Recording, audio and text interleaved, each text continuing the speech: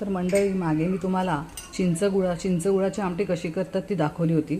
आता मी तुम्हाला कोकम घालून थोडी शिळ्याची आमटी कशी करायची ते दाखवणार आहे. यासाठी मी कढई आधीच थोडी तापायला ठेवलेली आणि त्यात आता मी तेल घातलं आहे. ते तेल तापतं आहे. तेल आता तापलं आहे. त्यात मी राई टाकते. राई तडतडली. आता मी त्यात थोडं जिरं टाकलं आहे, थोडासा हिंग टाकते, हळद,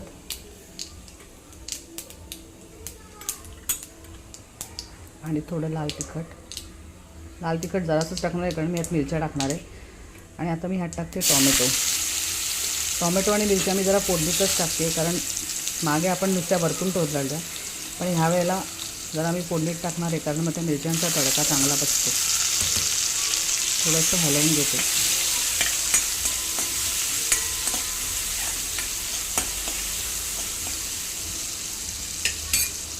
आणि ह्यात आता घालते थोडासा गोडा मसाला.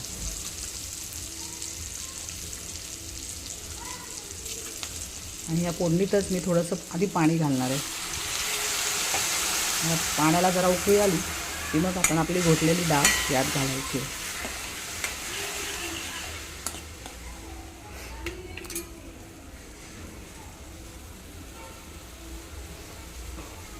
तुम्ही बघू शकता पाण्याला आता उकळी यायला लागली आहे. आता जी आपण डाळ घोटून घेतली आहे ती मी ह्यात घालणार आहे.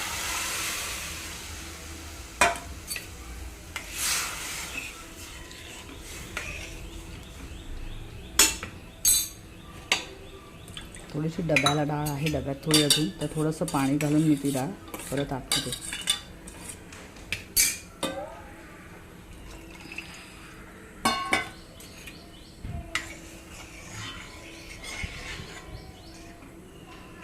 आता आपण मसाले सगळे आधीच घातल्यामुळे वरतून मसाला घालायची काही गरज नाही. फक्त आता थोडंसं मीठ चवीपुरतं,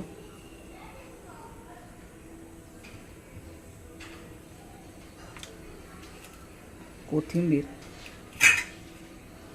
आणि हे कोकम मी 4-5 कोकम घेतलेत. हे 4-5 कोकम मी ह्यात घालणार आहे. आणि आता ढवळून आमटीला उकळी यायला देणार.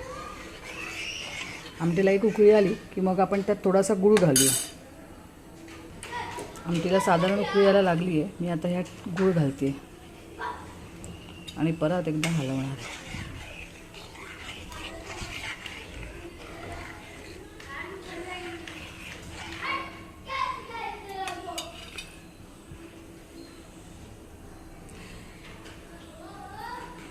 कोकम घालून केलेली तुरीच्या डाळीची आमटी तुम्हाला कशी वाटली ते नक्कीच कळवा आणि चॅनलला लाईक करा आणि